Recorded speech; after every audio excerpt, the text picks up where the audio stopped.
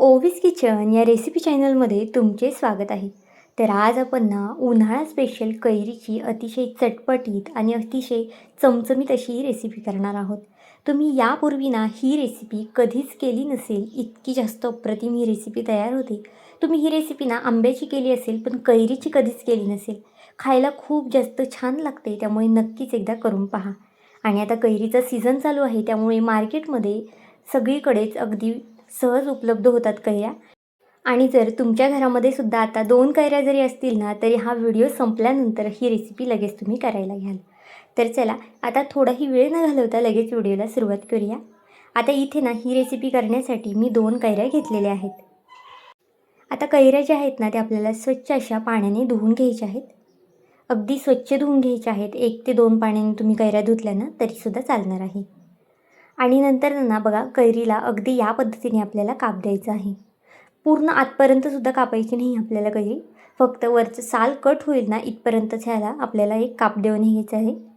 इथे पाहू शकता, दोन्ही कैऱ्यांना अगदी या पद्धतीने मी काप दिलेला आहे. आता असा काप का द्यायचा हे सुद्धा पुढे सांगते. तुम्ही जर अशा पद्धतीने कैरीला काप दिला तर कैरीचे जे साल आहे ते अगदी लगेच मोकळं होतं. आता एका कुकरमध्ये अगदी थोडंसं पाणी घातलं आहे. अर्ध्या ग्लासला कमी पाण्याचा वापर केलेला आहे इथे मी. आणि या दोन्ही कैऱ्या कुकरमध्ये मी टाकून घेतल्या आहेत. आता एक 2 ते 3 शिट्ट्यामध्ये अगदी आरामात ह्या कैऱ्या शिजतात. पाहू शकता, एक 2 ते 3 मिनटं झालेले आहेत आणि कैऱ्यासुद्धा अगदी आरामात शिजलेल्या आहेत. आता जो आपण कैरीला काप दिला होता त्यामुळे बघा, कैरीचं जे साल आहे ते अगदी पटकनी सेपरेट झालेलं आहे. अजिबातच काढायला वगैरे लागत नाही. त्यामुळे तुम्हीसुद्धा नक्कीच अशा पद्धतीने काप देऊन घ्या. आता जो सालीला लागलेला गर आहे तो अगदी या पद्धतीने चमच्याने काढून घ्यायचा आहे. आता हे खूप जास्त गरम आहे. तुम्हाला हवं असेल तर तुम्ही थंड करूनसुद्धा याची सालीचा जो गर आहे तो काढू शकता. पाहू शकता, इथे खूप जास्तसुद्धा गर सालीला चिटकलेला नाही. अगदी थोडासा असा गर चिकटलेला आहे. जितका गर चिकटला आहे तितका इथे मी काढून घेते. नक्कीच एकदा ही चटपटीत रेसिपी करून पहा. अगदी 1-2 वर्ष आरामात टिकते. पण ही रेसिपी करताना जास्त करा, म्हणजे मग 1-2 वर्ष टिकल. कारण की जर तुम्ही 2-3 कैऱ्यांची जरी केली तरी आठवडाभरसुद्धा पुरणार नाही. इतकी जास्त अप्रतिम ही रेसिपी तयार होणार आहे. आता बघा, अगदी छान अशी ही कैरी शिजलेली आहे. आता खूप जास्त गरम आहे, त्यामुळे मी थोडीशी थंड करून घेते आणि नंतर अगदी या पद्धतीने याचा गर काढून घेते. तुम्हाला हवं असेल तर तुम्ही चमच्याने काढून घ्या किंवा मग सुरीने काढून घ्या. इथे तुम्ही पाहू शकता, आपला कैरीचा गर जो आहे तो अगदी सगळा मी इथे काढून घेतलेला आहे. आणि आता हे तुम्हाला अगदी अशा पद्धतीने मॅश करायचं आहे. चमच्याने मॅश करण्यापेक्षा तुम्ही एखादी वाटी किंवा ग्लास वगैरे घ्या आणि त्याने मॅश करा, म्हणजे अगदी छान पद्धतीने हे मॅश होतं.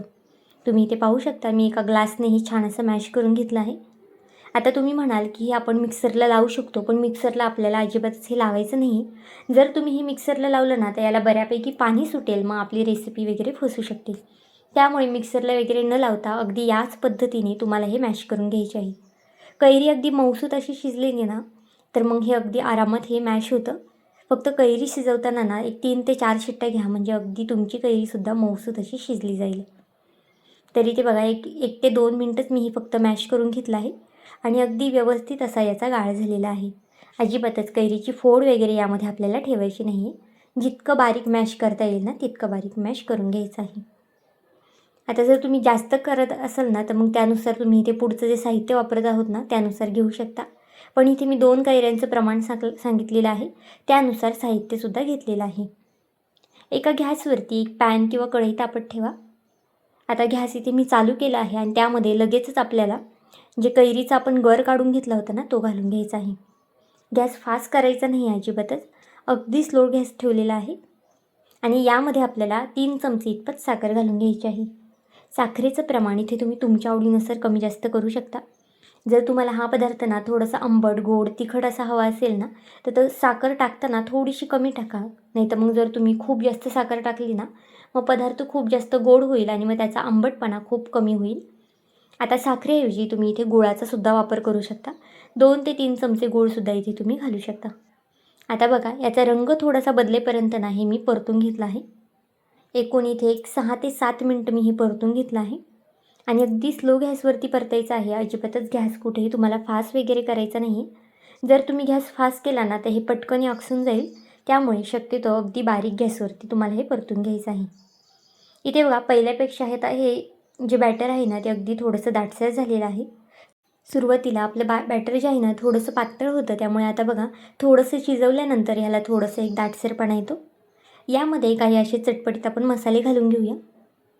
अर्धा चमचा इथे बघा मी बेडगी मिरची घातली आहे. याने रंग खूप छान येतो, त्यामुळे आवर्जून घाला. अगदी थोडासा चाट मसाला घातला आहे, थोडंसं जिरेपूड घातलं आहे आणि काळं मीठ घातलेलं आहे. काळं मीठ नसेल तर त्याऐवजी तुम्ही आपलं जे रेग्युलर आपण जे मीठ घरात वापरतो ना ते घातलं तरी चालेल. यामध्ये जर तुम्हाला अजून दुसरं काही घालायचं असेल ना, जसं की जिरे पावडर, काळी मिरी पावडर, तर तीसुद्धा तुम्ही इथे घालू शकता. आता हे घातल्यानंतर ना आपल्याला अगदी छान असं मिक्स करून घ्यायचं आहे. मसाले घातल्यानंतर खूप वेळसुद्धा आपल्याला हे शिजवत बसायचं नाही आहे. एखाद्या मिनिटभर फक्त आपल्याला हे परतून घ्यायचं आहे. म्हणजे मसाले जे आहेत ना ते अगदी एकजीव होतात यामध्ये. आणि गॅस इथे आपल्याला आता बंद करून घ्यायचा आहे. पाहू शकता अगदी छान असा रंग आलेला आहे. तुम्हाला जर अजून थोडंसं तिखट वगैरे करायचं असेल ना तर तुम्ही यामध्ये लाल तिखटाचा सुद्धा वापर करू शकता. म्हणजे तुमचा जो पदार्थ आहे ना तो छान आंबट, गोड, तिखट असा होईल. पाहू शकता अगदी परफेक्ट असं बॅटर आपलं तयार झालेलं आहे. बॅटर थंड होतं आहे तोपर्यंत जर तुम्ही चॅनलला अजूनही सबस्क्राईब केलं नसेल तर नक्कीच एक लाईक आणि एक सबस्क्राईब करून घ्या, कारण की तुमचं एक एक लाईक, एक एक सबस्क्राईब हे नवीन यूट्यूबरसाठी खूप जास्त मोलाचं असतं. तसाच माझा हा व्हिडिओ तुम्ही कोणत्या देशातून, शहरातून पाहत आहात ना हे सुद्धा मला कमेंट करून सांगायला मात्र विसरू नका. आता इथे बघा एक प्लेट घेतली आहे. तुम्ही जर जास्त क्वांटिटीमध्ये करत असाल ना तो कोणताही ट्रे घेऊ शकता किंवा एखादा प्लास्टिकचा जो कागद असतो ना त्यालासुद्धा तुम्ही इथे तेल लावून घेऊ शकता. पण इथे आपण 2च कैऱ्या वापरल्या आहेत ना, त्यामुळे आपल्याला प्लेट पुरेशी आहे. प्लेटला थोडंसं तेल किंवा तूप लावून घ्या. इथे मी थोडंसं अगदी 2-3 थेंब तेल घातलं आहे आणि अगदी छान पद्धतीने सगळीकडून तेल पसरून घेतलं आहे. त्यानंतर बघा आपलं जे बॅटर आहे ना कैरीचं ते यामध्ये आपल्याला घालून घ्यायचं आहे. तुम्ही यापूर्वी नक्कीच आंबा पोळी केली असेल, पण कैरी पोळी कधी केली आहे का हे सुद्धा मला नक्की कमेंट करून सांगा. खायला खूप जास्त अप्रतिम लागतं आणि वर्षानुवर्षभर अगदी छान असं टिकतंसुद्धा. जेवण झाल्यावरसुद्धा तुम्ही हे खाऊ शकता. अगदी चटपटीत लागतं खायला, त्यामुळे नक्कीच एकदा करून पहा. बनवायला अगदी झटपट तयार होते ही रेसिपी आणि उन्हाळ्याचा दिवस आहे त्यामुळे नक्कीच एकदा ही रेसिपी करून पहा. आता बघा बॅटर घातल्यानंतर ना आपल्याला अगदी अशा पद्धतीने हे बॅटर पसरून घ्यायचं आहे. एखाद्या चमच्याने किंवा अशा पद्धतीने स्पॅच्युलाने वगैरे तुम्ही हे बॅटर पसरून घेऊ शकता. फक्त ताटाला खाली तेल लावायला मात्र विसरू नका. जर तुम्ही ताटाला तेल लावलं ना तर अगदी तुमची पोळी वाळल्यानंतर आरामात निघणार आहे. आता अगदी कडपर्यंत हे मी पसरून घेतलेलं आहे आणि 2 ते 3 दिवस याला आपल्याला वाळून घ्यायचं आहे. कधी-कधी 2 दिवसामध्ये सुद्धा वाळेल, की जर तुमच्याकडे ऊन खूप जास्त प्रमाणात असेल तर. आणि जर ऊन नसेल, तुम्हाला जर फॅन खाली वाळवायचं असेल ना तर एक 3 ते 4 दिवससुद्धा लागू शकतात. इथे पाहू शकता 2 दिवसानंतर उन्हामध्ये मी हे वाळून घेतलं आहे आणि अगदी छान पद्धतीने असं वाळलेलं आहे. ताटाला खाली तेल लावल्यामुळे ना आपली जी पोळी आहे ना ती अगदी आरामात निघते. खूप जास्त वेळसुद्धा या पोळीला निघायला लागत नाही किंवा खाली वगैरे चिटकत वगैरेसुद्धा नाही. बघा अगदी आरामात अशी ही पोळी आपण काढून घेऊया ताटापासून. नक्कीच एकदा ही रेसिपी करून पहा. फक्त तुम्हाला 2 कैऱ्या घ्यायच्या आहे, शिजवून त्याचा गर काढून घ्यायचा आहे. काही आवडीचे मसाले यामध्ये घालायचे आहेत आणि एका प्लेटमध्ये टाकून हे वाढून घ्यायचं आहे. रेसिपी करायला खूप जास्त सोपी आहे. फक्त व्हिडिओ थोडासा मोठा झाला आहे कारण की अगदी डिटेलमध्ये दाखवला आहे म्हणून. तर इथे बघा आपल्या पोळीला रंगसुद्धा अगदी छान झालेला आहे. अगदी बाहेर मिळतात ना अगदी ट्रान्सपरंट पोळ्या, अगदी तसाच याचा रंग झालेला आहे. आता याला ना तुम्ही कोणत्याही आकारामध्ये कट करून घेऊ शकता. अगदी लहान लहान चौकोनी आकार करा किंवा मग लांब लांब आकार करा. तुम्हाला जे आकार आवडतील ना त्या आकारामध्ये तुम्ही हे कट करून घेऊ शकता. आणि एखाद्या पॅक डब्यामध्ये किंवा काचेच्या बरणीमध्ये वगैरे ना तुम्ही हे भरून ठेवू शकता. आरामात वर्षभर हे टिकतं. खरं तर वर्षभर टिकणारसुद्धा नाही, कारण की 1 महिन्याच्या आतच तुम्ही हे संपवून घ्याल. बघा अगदी या पद्धतीने आता याचे मी चौकोनी असे तुकडे करून घेतले आहेत, त्रिकोणी. आणि अशा पद्धतीने लांब लांब याचे स्लाईस करून घेणार आहे. तुम्हाला हवं असेल ना तर तुम्ही याची गोळीसुद्धा करू शकता किंवा मग चौकोनी चौकोनी अगदी लहान लहान आकारसुद्धा करू शकता. आता हे सगळे मी लाईन लाईन अशा पद्धतीने कट करून घेते आणि नंतर तुम्हाला दाखवते. आता इथे पाहू शकता सगळे कट करून झालेले आहेत आणि अगदी अशा पद्धतीने एक एक मी हे ठेवून घेतले आहेत. आता हे एक एक ठेवल्यामुळे ना आपल्याला याला पिठी साखर लावायची आहे. त्यामुळे अशा पद्धतीने पसरून ठेवलं ना तर अगदी व्यवस्थित अशी पिठी साखर याला लागली जाते.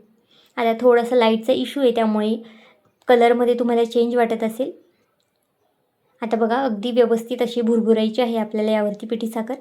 तुमच्याकडे पिठी साखर नसेल ना, तर तुम्ही आपली जी रेग्युलर साखर असते ना, ती मिक्सरला फिरवून घेतली तरी चालेल. आणि अगदी हाताने अशा पद्धतीने आपल्याला हे चोळून घ्यायचं आहे. यामुळे काय होतं, आपला जी पदार्थ आहे ना, तो वरनं छान गोडसर लागतो आणि आतून छान आंबट गोड असा लागतो आणि अजिबातच एकमेकांना चिटकतसुद्धा नाही. बघा, सगळीकडून अशी पिठी साखर मी लावून घेतली आहे आणि एका प्लेटमध्ये किंवा डब्यामध्ये तुम्ही ही काढून घेऊ शकता.